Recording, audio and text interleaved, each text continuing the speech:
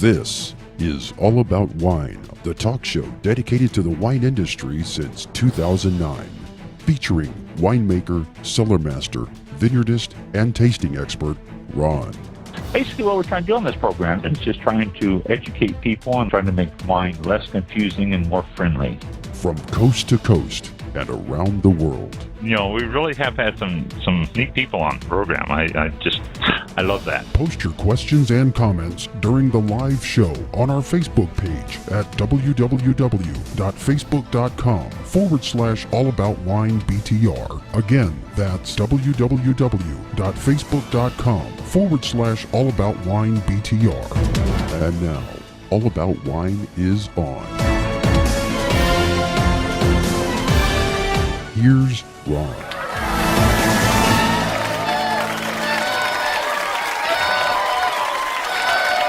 All right. Okay. Thank you. Okay. We are. Oh, here we go again. Wait a minute. There we go. It stopped. Do we need to hit the main show button? Main show. I guess we're live.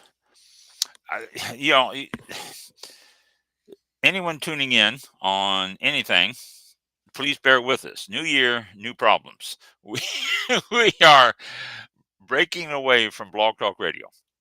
Blog Talk Radio has given us problems off and on, more so over the last year. Excuse me, more so over the last year. And then Blog Talk Radio said they were closing down operations at the end of January. This is January, the end of this month, no more Blog Talk Radio, which is really sad because they carry so much. Well, Mike has been searching for a new platform, and he's found this, Restream, and it seems to be working pretty well for us. We're getting used to it. There's still some glitches, but one of the glitches is Mike can't talk. Mike can't hear. He can talk, and we can hear all the sounds coming from him and everything else, but we can't interact with him because he's not able to hear us on his microphone. So he's been working on that for the last 10, 15 minutes while we've been sitting here trying to figure out what's going on. And I've been communicating with him through a private chat so that, we can understand each other that way. It's not hand signals or, Morse code or anything. So Mike is here. He is in the background, but he is not able to get on the show because he can't hear anything we're saying. So you just got me until he works his way in, and you've got Restream now. So if you're listening on any other format or anything, now Restream, we're still trying to figure out all this stuff. This stuff goes into archive, so it can be archived, which I got to remember to get some new business cards for All About Wine made up too, because all my business cards say Blog Talk Radio. And so we are now on Restream, and I'm going to have to figure out the address so I can tell people. I think it's studio.restream.io, and then All About Wine on there. So if you're listening and you want to pass it on or whatever, if you're listening on archives or however you can, and if you can't find us, I tell you to email us and let us know, but that's not going to do much good if you can't find us. But if you do hear this and you can not hear us or having a problem finding us or any of that stuff, email us allaboutwine101@gmail.com, and we will work on it and try to get it done. This is all new to us. We're scrambling out there, as is, I am sure, hundreds, if not thousands of other people, and talk formats that were using Blog Talk Radio and can't anymore. So that being said, Happy New Year. Welcome to All About Wine 2025 edition. And we have some stuff to talk about tonight and things going on. We don't have a guest. We're still trying to figure out how all this stuff works. I think a guest would be pretty easy to bring in from what I can see on this. their quote studio screen that we have. I think it'd be pretty easy to bring in people. So we'll find out if it is or not when the time comes and time for guests. I'm looking at getting guests, but we need to be sure that they are convenient and easy and simple to get in touch with us. So that's something else we're also working on and trying to take care of. So I got things to talk about to you tonight and just odds and ends and different stuff. Something else I think I'm going to start for the new year too is giving you a little uh, dictionary, if you will, a oh, a glossary. Uh, oh, I heard some beeps there. Mike, you in with us? Um, a glossary of wine terms. This is going to be ongoing throughout the year, and it's just a lot of stuff, things you'll never use, things you may have heard the word mentioned and don't know what it means and all that. So we'll be going through that this year and doing that periodically. When we have guests, I won't try to squeeze it in. But if anything comes up and we don't, then I'll give you some more words. We'll do some of the words. We'll start out with the A's tonight and see what we can do on that. So, Mike, I'm hearing the beeps. I'm not hearing you coming in. So, uh, let's start out here. Is that the one we want? Yes, that's the one we want. Uh, Okanagan. Now, this is in Canada. It's a wine district in Canada, Okanagan. It's in British Columbia. It's a wine area. They had a catastrophic cold snap back in January uh, at the beginning of the year. I mean, it was prolonged too. It wasn't just like it came in, hit, and left. It lasted. It lasted long enough to really destroy a lot of vineyards. Long-term health of the vineyards was in question in a lot of the wineries up there. So they got it together and they imported grapes, which normally there's a different thing that says you can't really do that and stuff, but they were able to import grapes and make wine. So they're coming up with uh, wine this year and everything from imported grapes, trying to adjust to the climate change and stuff like that. It's the frost is prolonged cold spells and all that contribute to the climate change. You look over in Russia; they're having warm spells. The way the weather cycle goes is switching around. So they have able to come up with grapes and make wine for this year, so that they won't uh, go out of business. That you can't work a year without no income, and that's what they were facing. So they are able to do some. They're promoting buying locally, getting people to buy and all that, and what they can ship around Canada and into the United States. They're doing it. So they got out of it. They are able to survive, which is a good thing because when something like that happens, it is devastating. Um, like the floods in areas or the hurricanes in areas or stuff like that. Um, it's rather devastating. There he got quite a few grapes from America, though. They were able to ship in a lot of grapes from America and make their wines, and worked out well for them. So, if you see any Okanagan, Okanagan, Okanagan wines from British Columbia area, buying this year, it gives them a chance to build back up stronger and better. We hope. All right, I saw I saw this. And I want to share this with you. This is out of Wine Searcher. And Wine Searcher is a pretty neat site. If you get into it, tells you a lot about wines, and I mean, like, the rare ones that you never hear about, or if you hear a name or something, all that, go to Wine Searcher, and it really does educate you quite well. But I saw this and I thought, oh, well, this would be interesting to talk about to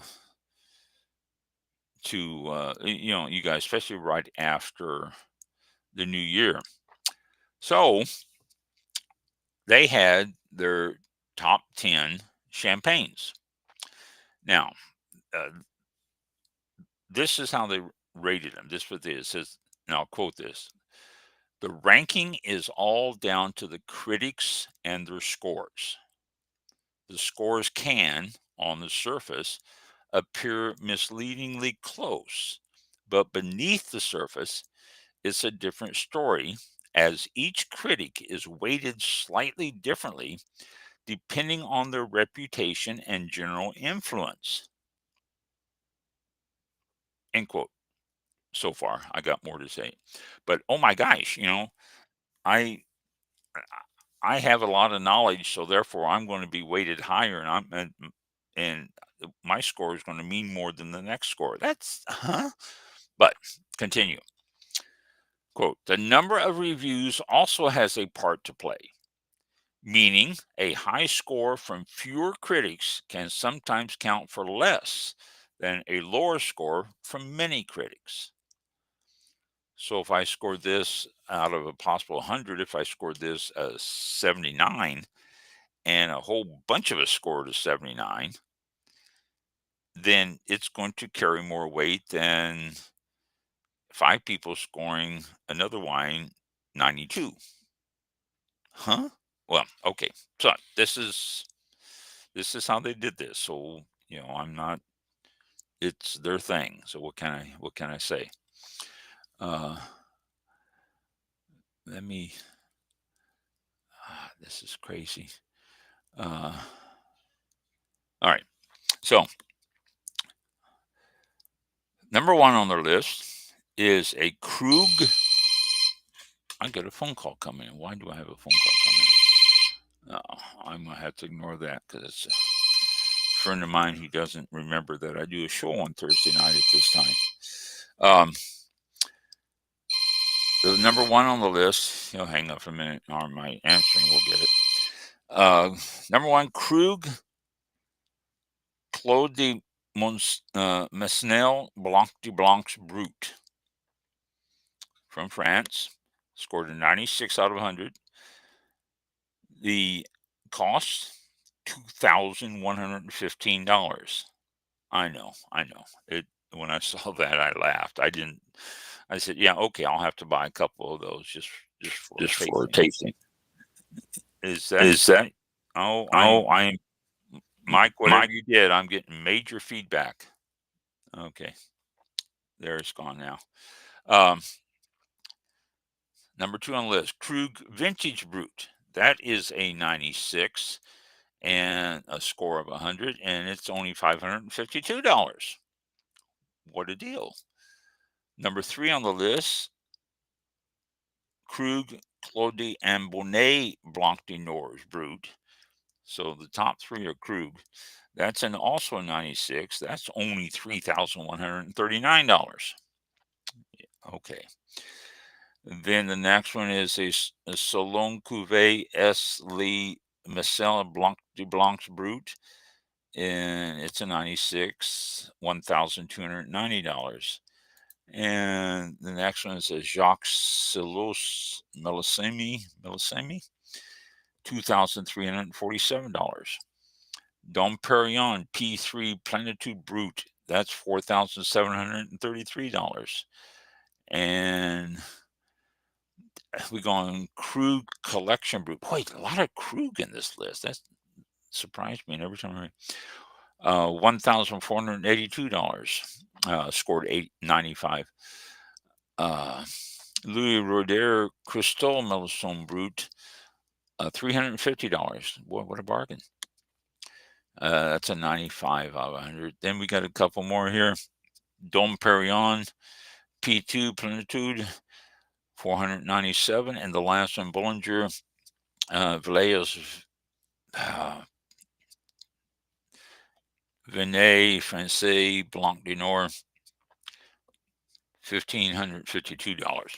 All 95s or 96 all days. But the prices are ridiculous. And the thing that really got me also on this list, every single one of them are French champagnes. Now, if that's what they were going for, the world's best champagnes of 2024 is the list. So, okay, maybe that's what they were going for, but still,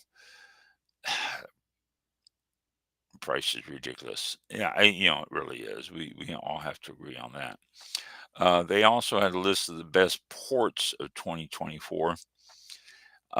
Number one on that, I'll just read you the top three.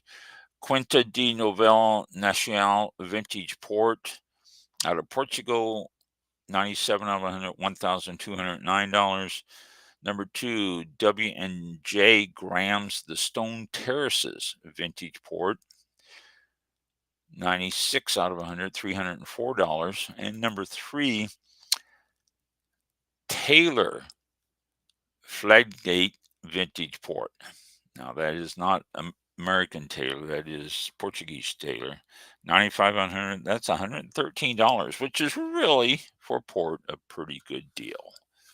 So there we go. Then the top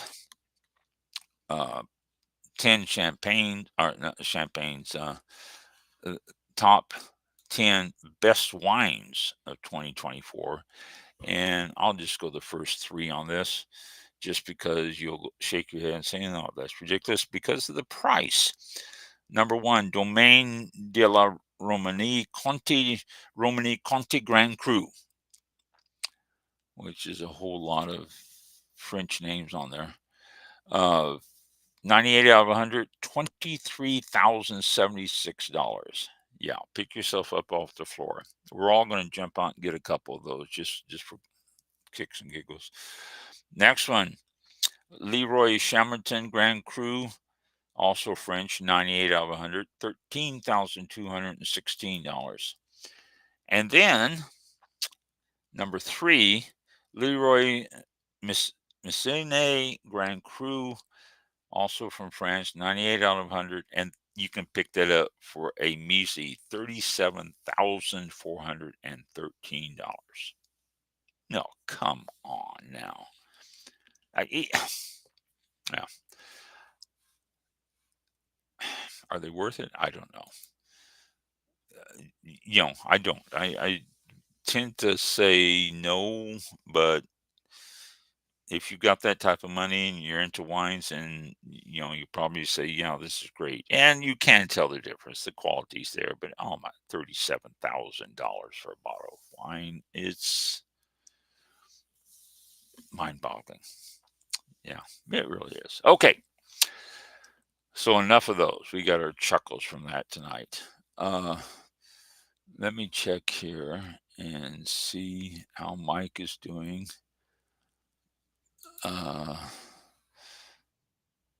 He's still there, but he's not hooked up to us yet, which is a shame.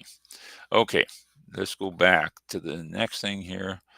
We're going to talk about is, since we just covered some sparkling wines, we're going to bring it back to the United States and talk about sparkling wines coming out of Virginia. Yes, Virginia, the state of Virginia. They are really gaining a lot of momentum in their sparkling wines. Surprisingly so. I saw this article and I went, wow, who would think? Who would think that Virginia is doing? But they are. Little thing here, colonists in Jamestown, Virginia, planted America's first wine grapes early 1600s. And then Thomas Jefferson, we all know, is a great wine lover, and he planted a vineyard in his estate in Monticello. But despite all this stuff that they did back forever ago, Virginia wine pretty much was forgotten about, never took any type of true history until around the 1970s, early mid 1970s. But today they are really stepping up in the sparkling wine movement. which is, again, I was shocked when I saw this. They have 10 regions of grape regions. They have 8 AVAs. And if you've listened to the show AVA, American Viticulture Areas, and they have 300, a little over 300 wineries. Wow. AVAs include the North Fork of Roanoke AVA, the Rocky Knob AVA, Shenandoah Valley AVA, Monticello AVA. I'm familiar with Shenandoah and Monticello. I've had wines from there. The Middleburg, Virginia AVA, Virginia Peninsula AVA, Northern Neck George Washington Birthplace AVA. That's rather specific, isn't it? And Eastern Shore AVA. Those are the 8 AVAs, or American Viticulture Areas, in Virginia. Virginia has a total of about 4,000 acres of vineyards, with the elevation rising from zero right on coastal area to over 5,000, or close to 5,730 feet above sea level. And the soils are granite slopes, red clays, sandy shores, just a little variety there. Rains throughout the year, around 43 inches average in Virginia. Humidity is right around 70% in some areas, and a lot of diverse microclimates over. The grapes they grow, Viognier, Petit Massin, and then the left bank, they're talking left bank of Bordeaux, Cabernet Sauvignon, Cabernet Franc, Petit Verdot, and Merlot. But they also have plantings of Chardonnay, Pinot Noir, and they are really taking hold well in the Monticello and Shenandoah Valley. Because of that, they're coming out with some sparkling wines from those areas. They're finding that the airflow of those areas keeping the grapevines dry, so they're not getting, because of the high humidity, not getting mildew or any other type of moisture problems. And it's Pinot Noir, they say, retains its fruitiness and crisp acidity, which makes for some great Chardonnays. They have a low potassium level in the soil, and so it leads to retention of some natural acidity in the wine, the sparkling wine. And it's just some phenomenal Chardonnays sparkling wines coming out there, made with Chardonnays and different grapes there.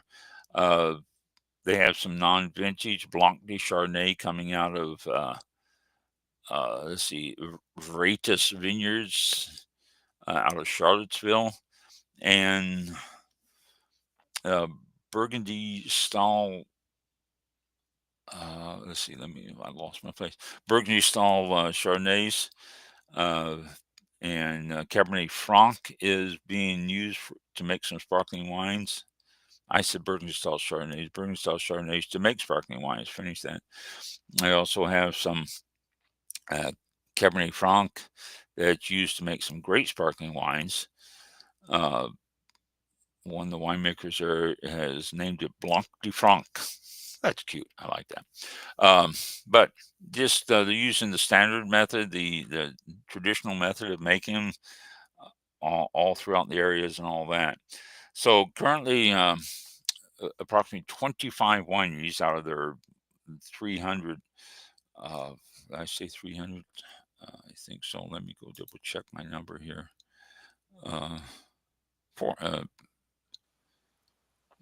Well, I lost my number here. Yeah, I threw 400. I think maybe 400. I said, oh well, you heard me. I don't need to repeat it. But only 26 wineries are actually doing the sparkling wines out of Virginia. So Virginian sparkling wines. And this reminded me too. I was going through and talking to wineries from different states. I did that for a number of years there, and then we started to get guests. We started getting more and more guests, and so I cut back on getting a hold of wineries and talking to them, and we got as far as Virginia. Was alphabetically going through the wines by state, and we got as far as Virginia, and I think we talked to one, maybe two wineries. And there was others that I wanted to talk to, and then the whole thing sort of dropped. We Instead of talking to wineries, we started talking to guests that were calling in, and all sorts of guests from all sorts of wine related stuff. And I mean, fantastic. Don't get me wrong. I love the way this show is going, but we've talked to guests that are growers and about different grapes and about authors. A lot of authors we've had on, which is fantastic because their books are great. And in fact, we've got some authors coming up. I need to get scheduled over the next month or two, and all sorts of stuff. So we've gotten away from talking to the states, and Virginia is where we left off. And so I need to get back into that. You can go back to past episodes. Everything's in archives. You can go to All About Wine. Oh, geez. I guess, well, Blog Talk Radio, I don't know if they're going to have them or not, but you can go to our website, All About Wine, and we have everything archived there, so you can check that out that way. All right. Sake. Do you know we have a big sake producer in the United States? Yeah, it's normally, I know, it's Japanese, but we have a sake producer here in the United States, Origami Sake, and they are, guess what state? Wrong. Arkansas.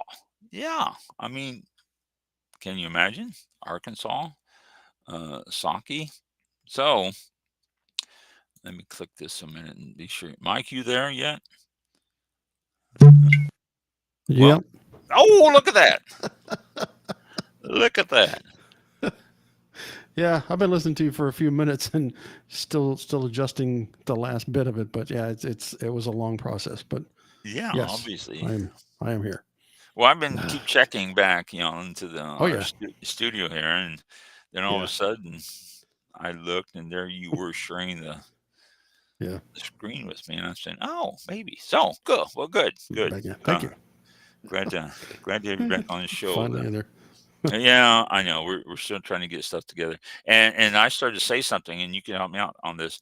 Archived shows. Yes, I heard that.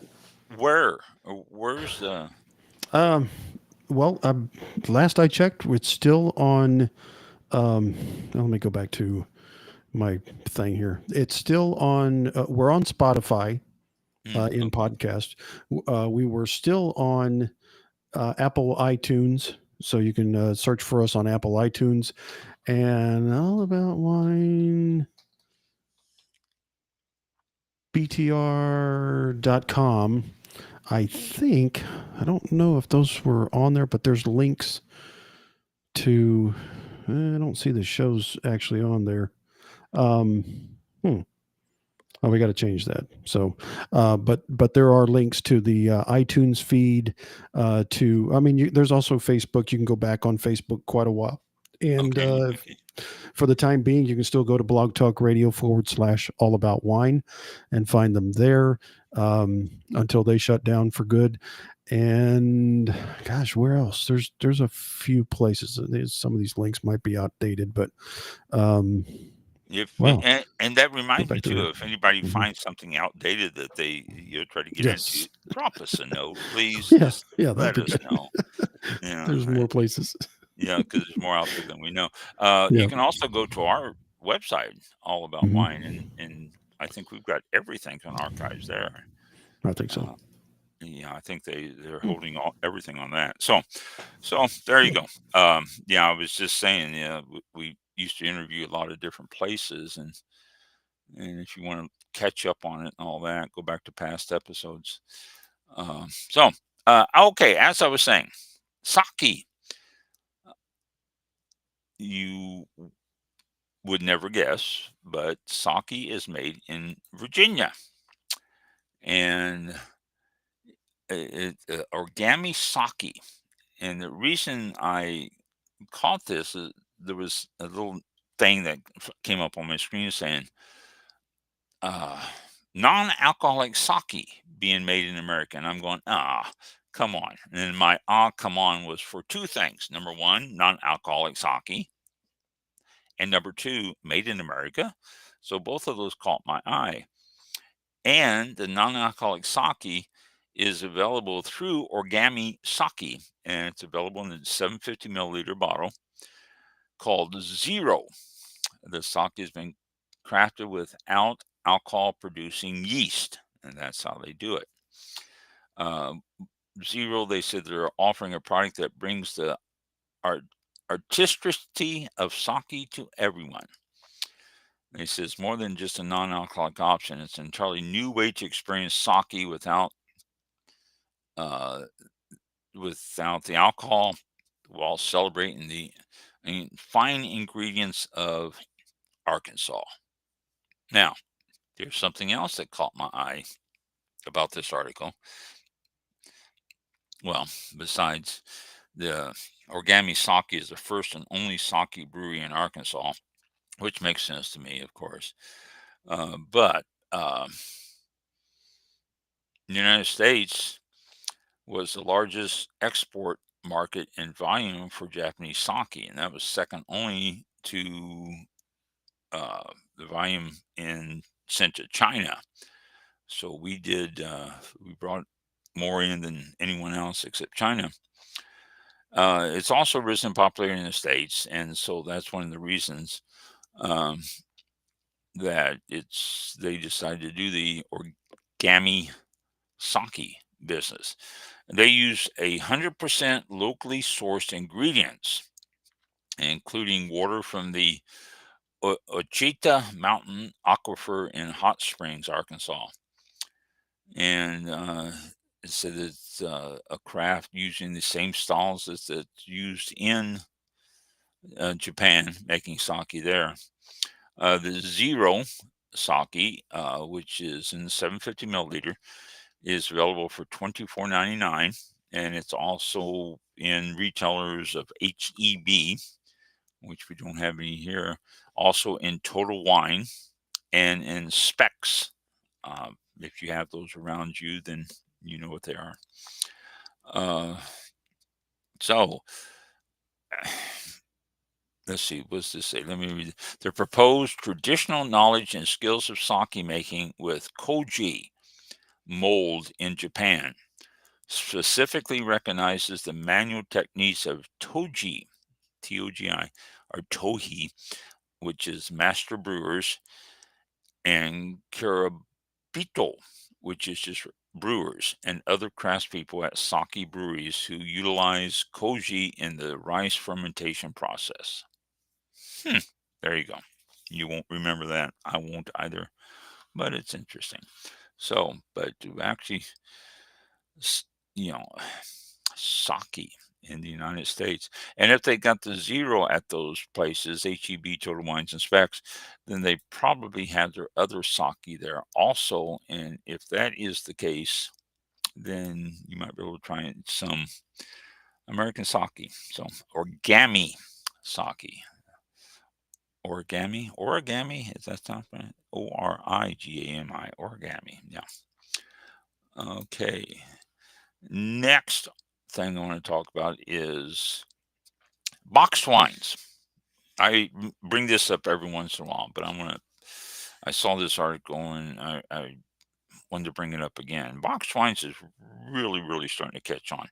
And it's starting to catch on because of the convenience and how long it lasts, and the recycling of the box itself. The bag inside is not recycled, but the box itself is recycled, which is a lot easier to recycle than bottles. In the county I live in here in Florida, Pasco County has stopped taking bottles and recycling about 2 years ago. They have no market for them. And I guess if there's no market for them here, it might be even more so in other places too. So, uh, box wine gives you that possibility of recycling and help the environment, and it's appealing to younger people. This is one of the things about box wine because of the recycling and all that stuff that goes with it. It appeals, and it's coming out with some decent wines too. This is something else that box wine has been able to do. The reds are refreshing, juicy, uh, with some nice fresh taste. The whites are basically fruit forward, uh, with some crisp acid in it that makes it just a little bit of bite. And then there's also some very nice rosés that are coming out in box wines. And it's not just off brand. Oh, look, there's a box wine. You walk into places now, Total Wines is a good example. You walk into Total Wines, they're on the East Coast. I don't think they have expanded to the West Coast yet that I know of. Don't, I didn't check it, but I don't think so. It's just the East Coast. But Total Wines, you walk in Total Wines, and every time I go into Total Wines, there's even more boxed wines in the section on the shelves. They have sections set aside for different wines and all that. And box wines used to be relegated to the back corner, and there would be 6 or 7 different brands there at the most. Now they're starting to move up and become more available, if you will, and the number of makers of box wine, I think it's 20, 25 different ones there I'm seeing now, and it's amazing what's happening with it. And wines in a can too. We can't skip over that. There's a lot of wines in a can there. We just interviewed someone a month or two ago about her project of putting wines in a can out there, and it's all this stuff is catching on and is moving very well. So, box wine offers this opportunity to come up with the modern trends of something that is environmental friendly, good wine. You can take it places. You don't have to carry the big 3 liter thing with you. There's smaller box wines out there now. There's even cans you can take just about anywhere. Used to be going to take a bottle of wine to the beach and they would stop you. You couldn't take it out there because always afraid that it might break, and if it broke, then you'd have ice on the sand and everything. Now you can carry cans of it out there, and there's no big deal about that. Although some places no alcoholic beverages, but people won't pay any attention to it because it doesn't look like alcohol. Um, so future box wines, they're here. You're going to start seeing more and more of it, and it's starting to become pretty decent wine too. This is one of the things that the article said. It's no longer just the cheap wines that are left over and all that. They are made well and made to be put into the box wines, and they last. We can't disregard that one aspect of it too. You get a box wine, you throw it in the refrigerator, that thing's going to sit there for 2 or 3 weeks without spoiling, without going bad. You work your way through it. You have your glass of wine for dinner, or friends come over, you can offer them a glass of wine and all that. It's always available, always fresh, and it's decent wines now. So, box wine, I've never majorly criticized it. I've always thought it was been good. My engineer, uh, my wife drinks box wine. She always has it available. She keeps the bottle of red sitting over on the shelf right above the washing machine, and it's easy and convenient. And we usually, well, she has a glass of wine every night. I usually have one every couple of nights with her. But Box wine. There you go. Okay, let me go to the next thing. I'm going back by just total memory from when I studied total You do wine. that. Yeah, you do that well. There's more than 240 stores in more than 27 states in the U.S., Wow. including 44 in California. Oh, they have There's California too. Oh, yeah, I didn't think they were that there's far west. Oh, yeah, they're California has 40, Washington State has 13. Um, who else? Arizona has 14. Florida has 40. So wow, California has four more. Yeah, for the size of the state, that's that's a lot. that's a lot of that is. Yeah. But there's California has 44 and we have 40. So total wine. Yeah, Yeah, that they're surprised out me. there. I didn't think they were. I thought they were basically an East Coast thing. They were Hmm. originally out of Maryland or something like that, if I remember correctly. Okay. And I thought it was just an East Coast thing. So, wow, Yeah. no, Cool. that's interesting. Yeah. All right, we talked about where you can buy wine and where you can get wine, but then we have to bring up the fact that it is now, drumroll, dry January. How depressing. Cut back on alcohol in January. Dry January. It's a big deal. It is a big deal. Recent years, popularity has ballooned in the United States alongside other movements like Sober Curious movement, led by young people that have redefined the taste. Yeah, okay. The Gen Zs and Gen Xs are really okay. The shift has not only impacted people's lives, but changed the very fabric of the alcohol industry itself. As you can imagine, January has always been a bad month for alcohol industry compared to the summers and the holiday seasons going through Thanksgiving all the way to New Year. But then dry January has caused not only the seasonal dip in sales that are normal, but a greater dip in sales. Uh, the sober part, the completely dry, does have an effect on sales, says, let's see, Malcolm Puritan, who's an assistant teaching professor of history at Northeastern University. So he says the decline is noticeably worse than it used to be in the United States and Western Europe. So it's not just affecting us. It looks like a national movement. There's typically a bit of a jump in sales in February, but not much. The industry has figured out a way to adapt to the sober season. Uh, the rise of the sober curious movement has been spearheaded largely by the health conscious, social media networked, and pandemic era coming of experiences of Gen Z. And this has led many companies to add non alcoholic alternatives to their portfolio. And there's your alternative.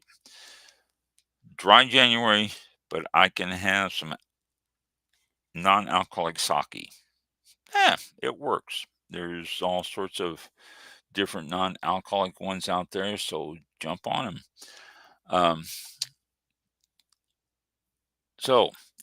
some companies are adapting after COVID-19 pandemic of 2020, and they're starting to realize that Gen Z is leading this shift in taste and this uh, sober movement.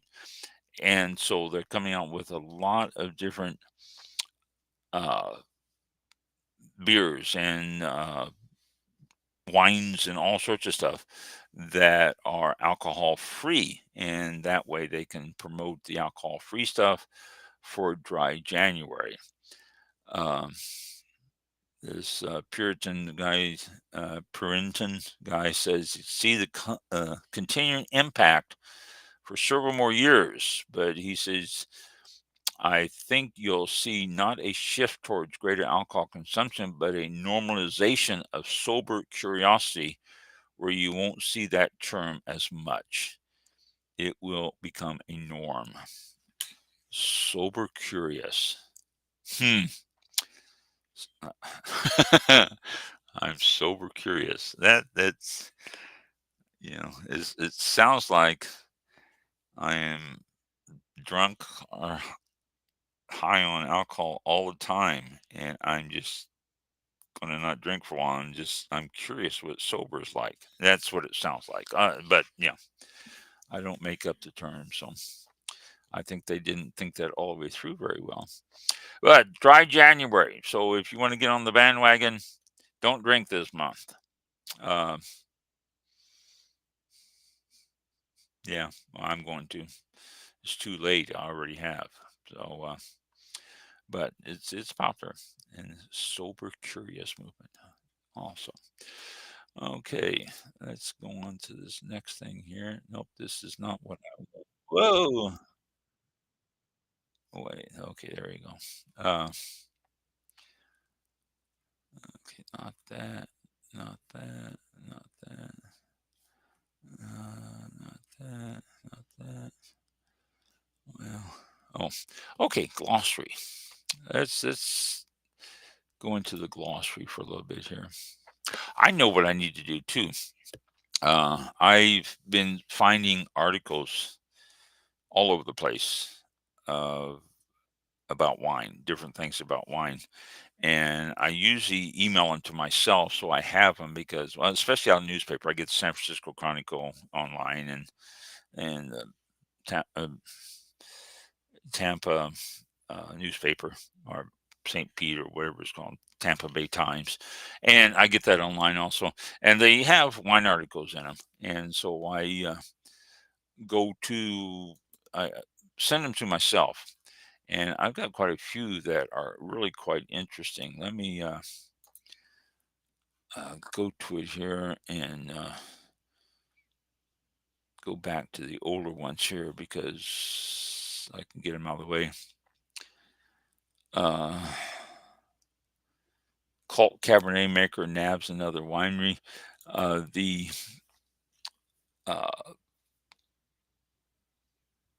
In Napa Valley, Woodbridge. I'm sure you've seen that. He's founder of the 100 Acre brand, and he just purchased another winery. Woodbridge has acquired Calistoga Kelly Fleming Wines, 300-acre estate with 12 acres of vines. Has a home and has a winery, has all sorts of stuff. It's 7,000 square feet of caves. Wow, that's a pretty cool place just in itself. But Woodbridge has acquired that, and 1 month after he announced that, he also acquired the Madrigal family winery in Calistoga. So Woodbridge is expanding, obviously, quite a bit. They're picking up wineries that people want to retire, and they're putting people in and keeping them open. It doesn't say if they're keeping the names of the ones that they acquire, if they're switching over to Woodbridge name. I hope they keep the name that's on there because Woodbridge, to me, tends to go with a little bit more inexpensive wines that you find in the 3 liter. Yeah, I may be very wrong, but that's just my mental image. When someone says Woodbridge, that's the first thing I think of. So let's hope they keep the names of the vineyards that they're picking up and that they're purchasing. It's well, I guess I was really wrong. I'm just reading this, and it says it's been 2 decades since Woodbridge started his famous wine brand, which sells bottles for $750 or more. Wow. And he admitted that this sudden buying spree is only possible because the wine industry is in crisis. Wine consumption is declining, and the industry is struggling to attract younger generations. There you go. That's I've been saying that over and over. And it's sad, but it seems like the Gen X's and Gen Z's are just getting away from wine. But at Woodbridge is out. He's purchasing. He's finding, like you said, wine is in crisis, and now's the time to buy. Okay. Well, let me go back, and we've only got a few minutes. Let me go give you some words in the dictionary, or the glossary, if you will. We'll start with the A's, and I'll work my way through, and then that way I can make a note to myself of where I am, so I won't have to search every week and all that. So we'll start with the A's. First one, AOC, which is Appellation d'Origine Contrôlée. We'll get more into that as it actually comes to that word. AOP, same thing, or Appellation d'Origine Protégée. Then acetic acid, ACETIC, acetic acid. All wines contain acetic acid, the active ingredient in vinegar, but usually the amount is quite small, from 0.03% to 0.06%, and it's not perceptible to smell or taste. I had a girl that came into the wine room, and every wine she tasted, she goes, "Oh, it tastes like vinegar. Oh, it tastes like vinegar." She must have been very sensitive to that. But normally, it's not as, says once table wines reach 0.07% or above, a sweet, sour, vinegary smell and taste become evident. My wines were never that high. At low levels, acetic acid can enhance the character of a wine, but at higher levels, 0.1% or higher, it can become the dominant flavor and is considered a major flaw. A related substance, ethyl acetate, contributes a nail polish-like smell. And I've had wines that have both too high of acetic acid and too high ethyl acetic acid, and yeah, you can tell right away. Okay, next word, acid. This is a compound present in all grapes and an essential component of wine that preserves it, enlivens and shapes its flavor, and helps prolong its aftertaste. So acid is critical to a wine. You have to have acid. Okay. There are 4 major kinds of acid. There's tartaric, malic, lactic, and citric. These are all found in wine. Acid is identifiable by the crisp, sharp character it imparts to a wine. Now, some winemakers, and this glossary is going to take me forever. I can start now and probably not finish at the end of the year because I end up having to comment on each one of these. But some winemakers like to have that acid jump out at you. They like when you taste it, you just almost shudder a little bit. And, it gives you that acid taste, which isn't bad if it doesn't overpower. Now, sometimes they can. Some winemakers like to get rid of that acid completely. But without the taste of acid, your wine is flat. So you really have to have it in there. It gives you that crisp, sharp flavor that I just said. Acidic, that is used to describe wines whose total acid is so high that they can taste tart or sour and have a sharp edge on the palate. I've seen wines that way too. A lot of wines tend to be, over acidic. If you are sensitive to the acid, it could come out as very acidic on almost every wine because it is in there. Okay. Acidification. This is the addition of acid to wine by a winemaker. The goal is to balance the wine's soft components, sugar, alcohol, and fruit, and this is a legal area, legal in some areas, I should say, such as Bordeaux, Burgundy, Australia, and California. to correct deficient acidity by adding acid. It can be done. In fact, I will admit now, after the fact, I have added acid to some of the wines I made because it just brought out that little snap that I was looking for. When overdone, acidity leads to unusually sharp acidic wines.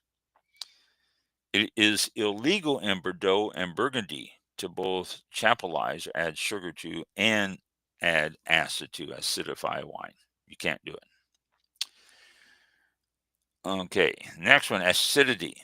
Identified as the crisp, sharp character in a wine.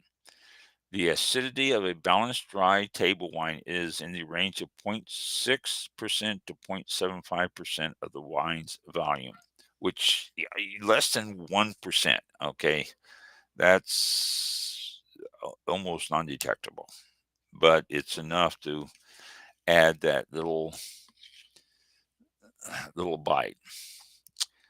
And then let me do one more here, and we'll.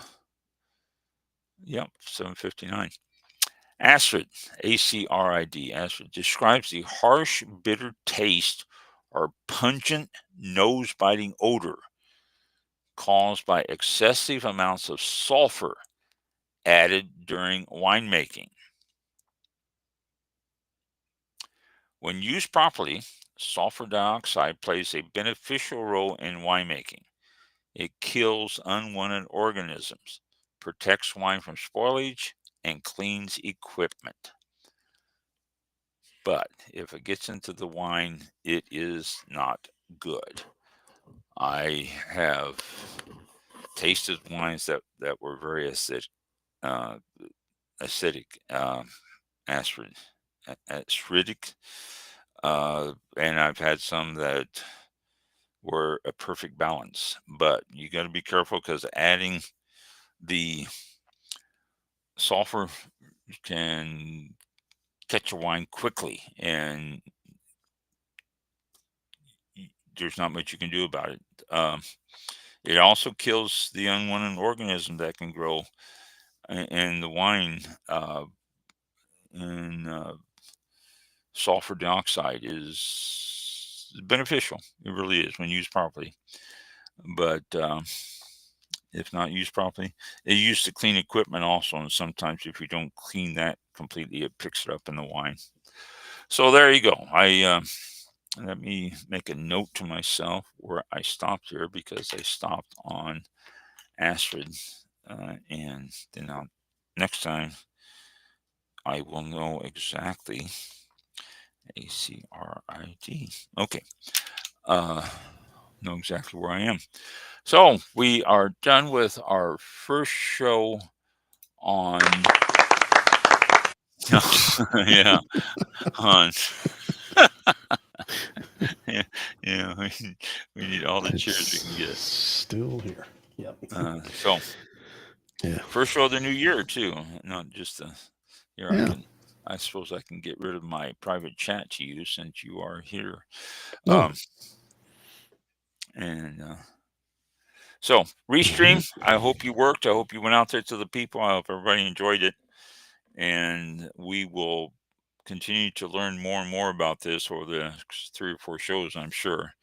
Yeah. Especially as we get guests in, learning how to handle them and do all that stuff. So little different screen that we're working on, a different studio screen we're working on. So we're trying to see how that works for us, and all sorts of stuff. So yeah. And the glitch tonight was on my side, so everybody else heard you, and I was like, okay, there's nothing here.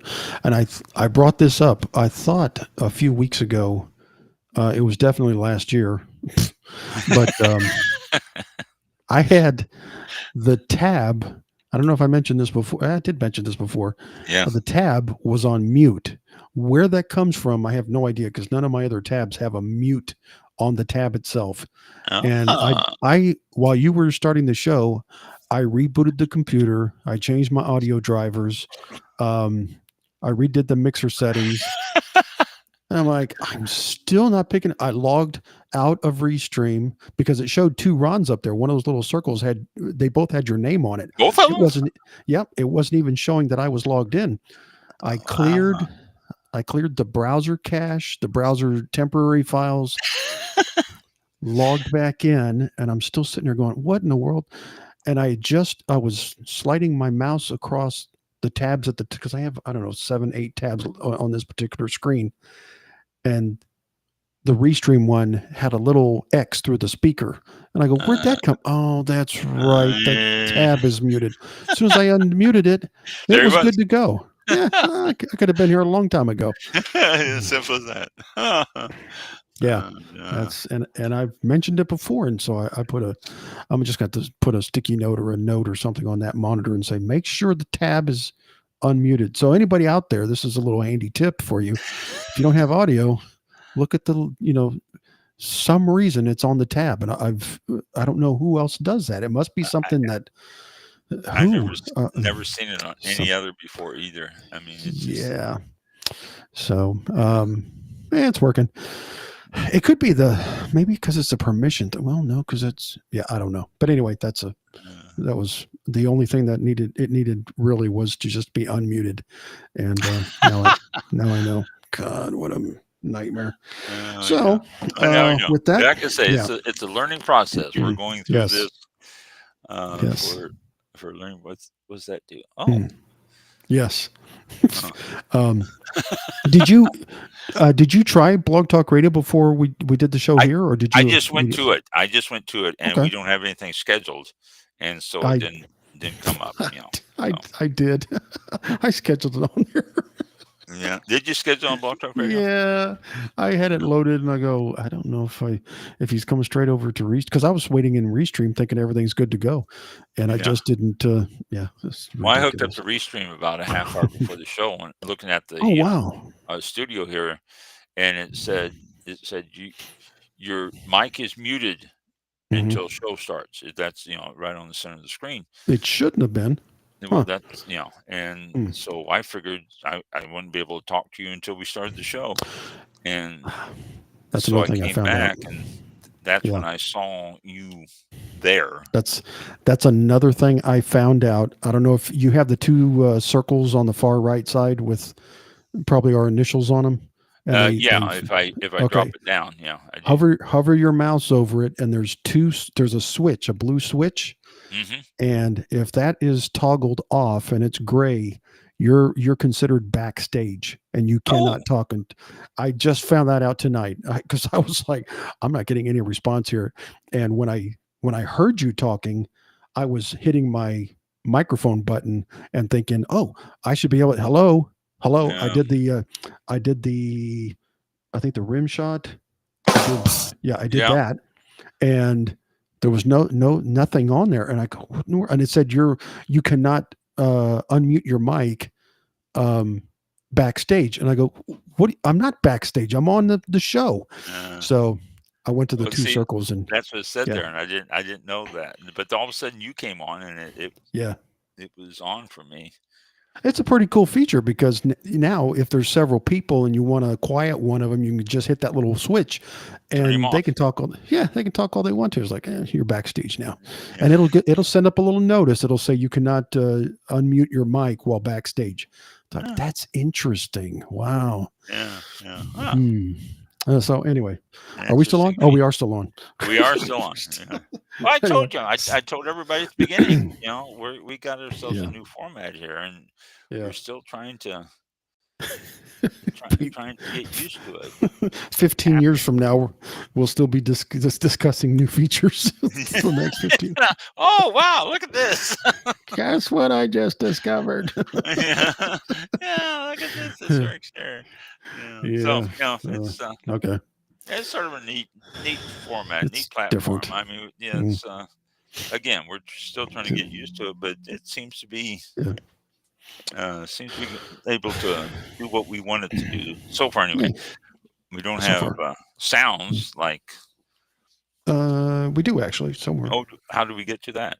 I know we have music. I got to see about doing sound effects because there's definitely I know there's There's isn't some this music there. yeah, that's one of the sounds. So AI generated. What? Yep. Yep. They generate on this. Oh. That's Christmas. Yeah. Yeah. We just celebrated New Year, so what's the New Year? Yep. New Year does.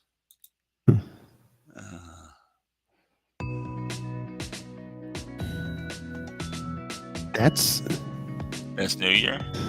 Is it? That's what it says. New Year. Oh, I see the player. Yeah, I can see that. New Year? That's not New Year. I don't see a difference there. I don't either. They have chill and down tempo and chill hop and hip hop and lo-fi, lounge, R&B, minimal house, future pop. Oh, geez, wow, it goes on and on and on. There's all kinds of. So anyway, we probably just need to put our sound effects on there and see how that runs, because there's a way to customize it. Yeah. So. Anyway, those of you still on an hour and 6 minutes later, still following. Thank you very much. Thank you very much, and we'll be back next week. Happy New Year, and hope it was everybody was safe and had a great holiday season. And it's done and over, and it's time to look forward to a great and better, prosperous new year, new 2025. And we'll be back next Thursday, January the 9th at 7 p.m. Eastern time. Yeah, thank you. Yeah, everybody be safe out there now. And if you're having dry January, I'm sorry for you. Who comes up with this? Someone anti-alcohol or something. Yeah. Dry January. Yeah. So, but if you are, then you can still listen to us. So, didn't we talk to the person who started this? I think we did.